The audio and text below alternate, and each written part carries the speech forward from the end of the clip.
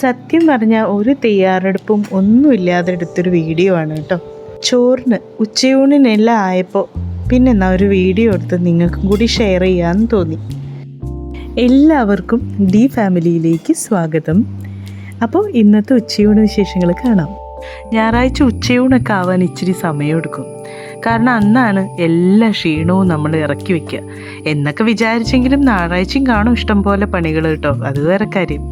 എന്നാലും ഇന്ന് ബിരിയാണി നെയ്ച്ചോറും ഒന്നും വേണ്ട, ഇച്ചിരി ചോറും പായസം അവിയലും സാമ്പാറും അങ്ങനെയൊക്കെ അങ്ങ് ഉണ്ടാക്കിയാലോ എന്ന് ചോദിച്ചു. അപ്പം ഞാൻ പറഞ്ഞു ഇനിയിപ്പോൾ ഓണമല്ലേ വരണേ, പായസമൊക്കെ അന്നേക്ക് പോരേന്ന് പറഞ്ഞു. എന്തായാലും അവിയൽ ചോദിച്ചതല്ലേ. ഫ്രിഡ്ജ് തുറന്ന് നോക്കിയപ്പോൾ ഒരു അവിയലിനുള്ള തട്ടിക്കൂട്ടാനുള്ള കഷ്ണങ്ങളൊക്കെ ഫ്രിഡ്ജിനകത്തുണ്ടായിരുന്നു. അതൊക്കെ വെച്ചൊരു അവിയലുണ്ടാക്കി. പക്ഷെ തൈര് നമ്മുടെ കട്ട കേടുണ്ടല്ലോ, അതായിരുന്നു എൻ്റെ കയ്യിലുണ്ടായിരുന്നത്. അതുകൊണ്ട് പുളി കുറച്ച് കുറഞ്ഞു പോയി. ഇന്നത്തെ സ്പെഷ്യൽ ഇതാ ഈ ചിക്കൻ കറിയാണ് കേട്ടോ. നാടൻ രീതിയിൽ ഞാൻ ചിക്കൻ വെച്ചതാണ്.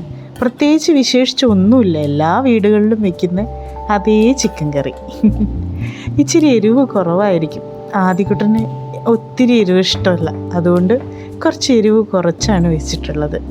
അപ്പോൾ ഇതാണ് ഞായറാഴ്ച സ്പെഷ്യൽ ഇന്നത്തെ കേട്ടോ. അതുകൂടെ വിളമ്പി. അപ്പോൾ ഇന്ന് ഈ ചോറും ചാറും ചിക്കനും ഒക്കെ തന്നെയുള്ളൂ. എല്ലാം പ്രാസമൊത്തല്ലോ. ചോറ് ചാറ് ചിക്കൻ. സാമ്പാറാണ് കറി വെച്ചത്. അവിയലിന് കഷ്ണം നുറുക്കുമ്പോൾ ഷേപ്പില്ലാത്ത കഷ്ണങ്ങളൊക്കെ തട്ടിക്കൂട്ടി ഞാനൊരു സാമ്പാറും വെച്ചു. അപ്പോൾ സാമ്പാറായി അവിയലായി. പായസം പിന്നെ വേണ്ടാന്ന് വെച്ചത് തന്നെയാണ് കേട്ടോ. ഇനി ഓണത്തിന് ഒത്തിരി പായസമൊക്കെ സന്തോഷത്തിൽ കുടിക്കണമെങ്കിൽ ഇപ്പോൾ കുറച്ച് കുറയ്ക്കുന്നത് നല്ലതാണ്. അങ്ങനെ എല്ലാം വിളമ്പി ഉച്ചയൂണ് ഞങ്ങളെല്ലാം ഒരുമിച്ച് കഴിച്ചു. വീഡിയോ ഇഷ്ടപ്പെട്ടാൽ ലൈക്ക് ചെയ്യണം, ഷെയർ ചെയ്യണം, സബ്സ്ക്രൈബും ചെയ്യണം. പിന്നെ ഈ എല്ലാവരും പറയുന്ന പോലെ ഒരു ബെൽ ബട്ടൻ്റെ പരിപാടി ഉണ്ടല്ലോ, അതുകൂടെ ഒന്ന് ചെയ്തേക്കണേ. എന്തോ തല്ലി പൊട്ടിക്കാന്നോ ഞെക്കി പൊട്ടിക്കാന്നോ, അതെൻ്റെ ഏട്ടൻ്റെ കൂർക്കം വലിയാണേ. അപ്പോൾ ബായ്.